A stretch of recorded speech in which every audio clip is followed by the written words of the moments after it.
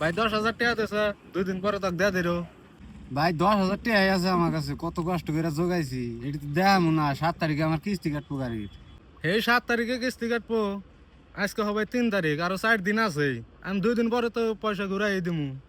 না রে ভাই, হঠাৎ যদি তুই না দেয় সে সময় আমি কিস্তি কোন থেকে দিমু?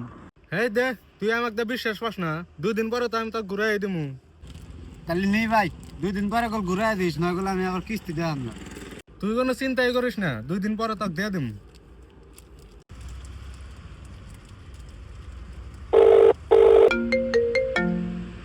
হেই, এই খালি হুদাই ফোন করে যা।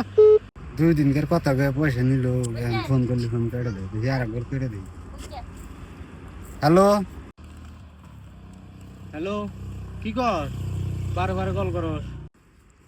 কি বানি কই ভাই, তুই 2 দিনকার কথা কয়ে পয়সা নিলি, আজকে আমার 6 তারিখ, এমন তুই তো পয়সাটি দিলি না। কালকে আমার গাড়ির কিস্তি কাটবো। এই তোর কে আমি সেই লাখ লাখ টাকা নিয়ে পলাই গেছে গা, যে এই বারে বারে ফোন করা লাগবো। 10,000 টাকাই তো দিমুনি। ভাই, যদি তুমি ভাবো যে সারা জীবন তোমার বন্ধুর লগে একসাথে থাকবা, তাহলে জানি কোনোদিন পয়সা কর্জ দাও না বা পয়সা কর্জ দাও না, তাহলে কিন্তু আমার মতো তুমিও বন্ধু হারাবা।